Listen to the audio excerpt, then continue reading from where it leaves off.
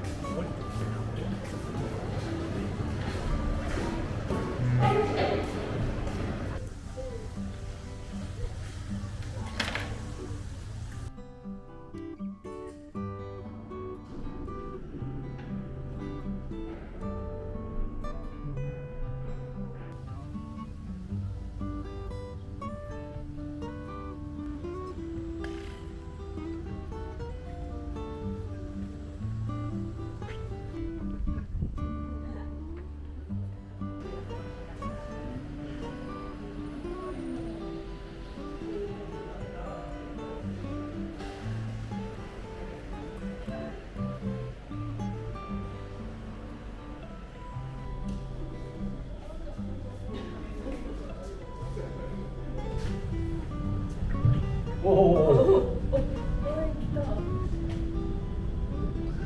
尻を向けたら気をつけてくださいよ。巻き粉するんで、5メーターぐらい飛ぶ時あるんです。あ、水が。いや、うんちが。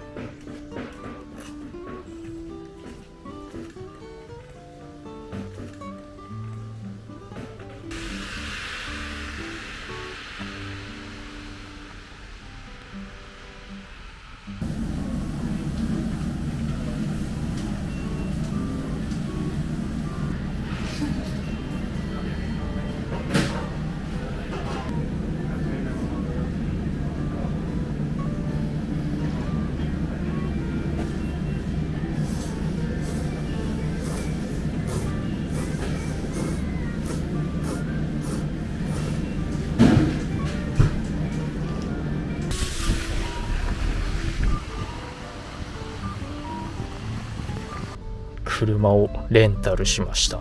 運転するの5、6年ぶりなんでめっちゃ緊張するんですけど、事故らないように頑張ります。本日のお宿です。周りはこんな感じです。何も見えない。明日この辺の景色を見せるのが楽しみですね。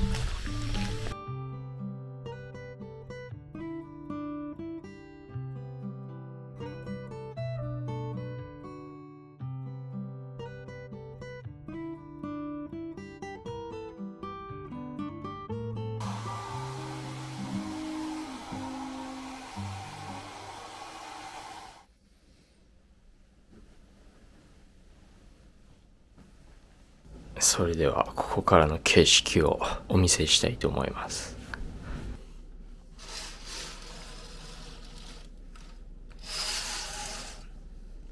この景色を見たくてこの宿を取ったっていう感じです。このデッキで本当はくつろげるんですけど、今日はちょっともう雨降っちゃっててあいにくの天気なんで、残念ですね。星も見れなかったし、今回は朝食付きのプランを選んだので朝ごはんを食べに行ってきます。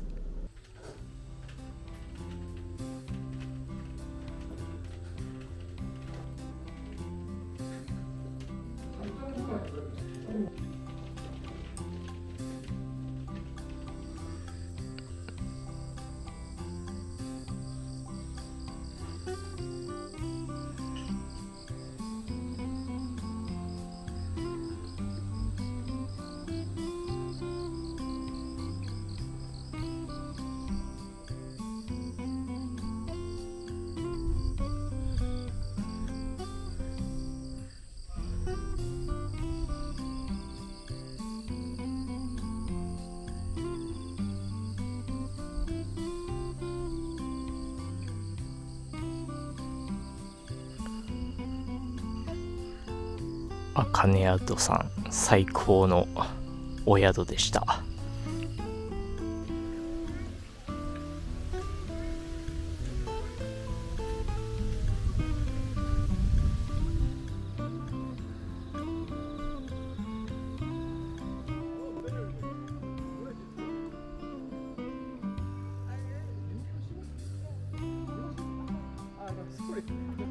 ラベンダーカラーの原付かわいい。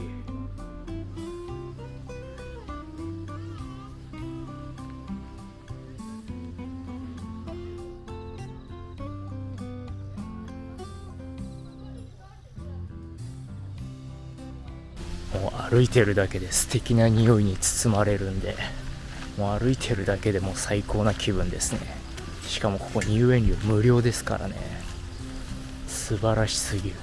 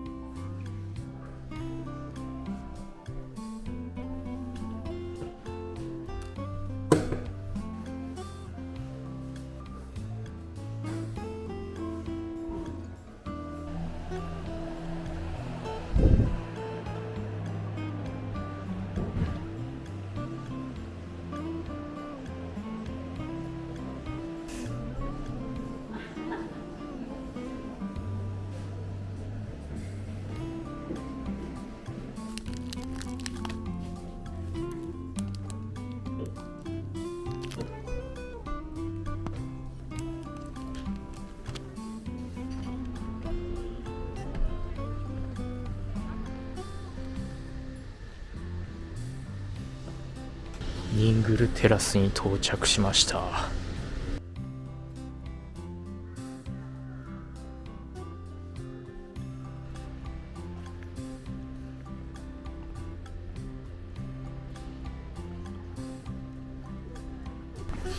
なんか割と閉まってるお店とかやってないお店が多いんで、あんまり滞在時間は長くならなそうですね。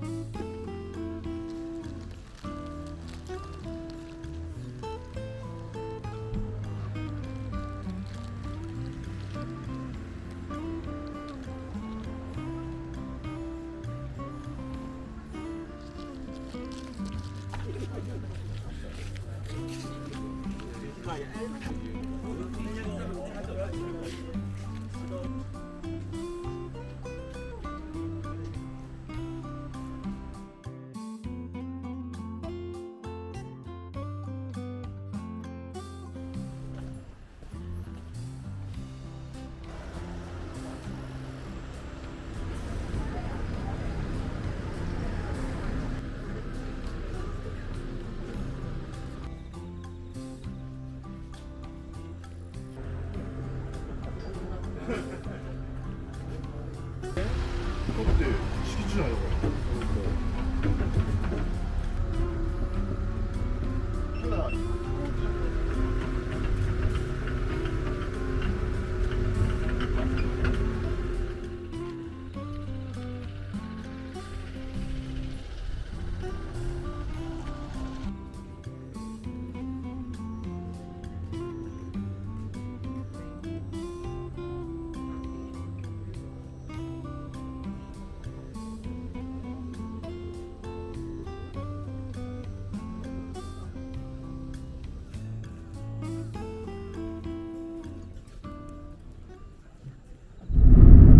この後はもう旭川にこの車を返しに行って、で旭川駅からまた旭川号に乗って札幌に帰るだけなので、僕の旭川フラの旅はこれで終了です。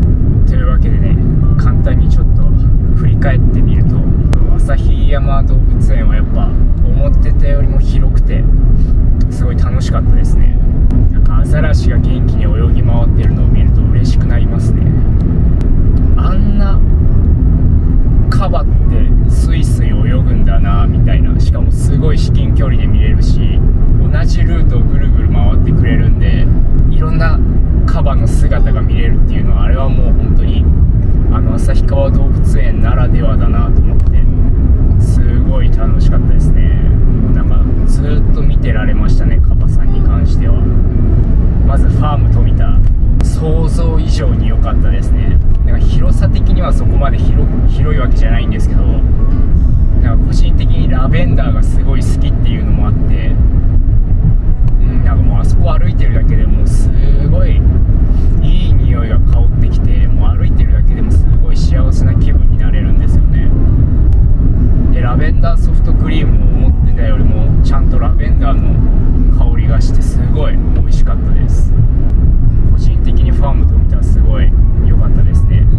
フラノバーガーはそうですね、やっぱできるのに結構時間がかかったんですけど、食べ応えがあってすごい美味しかったですね。で何よりやっぱ広大な大地の中でハンバーガーにかぶりつくっていう経験を含めてすごい素敵な体験ができたなって思います。フラノバーガーはすごい良かったですね。でその後青い池、これもそうですね、今日曇っちゃってるんで、あんまりこう太陽の光とかが当たんなくて、そんなにこう青々としていたわけじゃなくて、悪く言ってしまうと沼感がすごいあって、そっかーっていう感じでしたね。でも、一回は見ておきたい場所だったので、良かったです。2回目は行かないとは思うんですけど、色彩の丘は本当にびっくりするぐらい広大でしたね。あれ歩いて回るってなったら、もう多分あれだけで本当に3時間ぐらいかかっちゃうんじゃないかなっていう。だから本当になんか最初直感でトロッコ乗ろうって思って乗ったんですけど、大正解でしたね。で今回レンタカーを借りるっていう、本当に運転自体が 5,6 年ぶりぐらいだったんですごい心配だったんですけど、旭川富良野周辺の道って大体こうのどかだし、道も広いし、結構まっすぐな道が多いので何の心配もいらなかったですね。むしろ運転しててすごい気持ちよかったです。なんか北海道に来たらやっぱこういう広大な大地を感じながら車かバイクで疾走したいっていう風に思ってた。なんかすごい綺麗な花畑ある。なんだそれが最後に叶えられて、それもすごい嬉しかったです。ということでね、今回は本当にもう大変満足でき素晴らしい旅になりました。明日は北海道を離れる日になるので、なおかつ荷物もまだまとめきれてないので、もう家帰ったらそうですね、もう血眼になって荷物をまとめて、で明日はいよいよ北海道を離れるっていう感じになりますね。今回も最後までご視聴いただきありがとうございました。皆さん今週もお疲れ様でした。来週もまた元気にお会いしましょう。バイバーイ。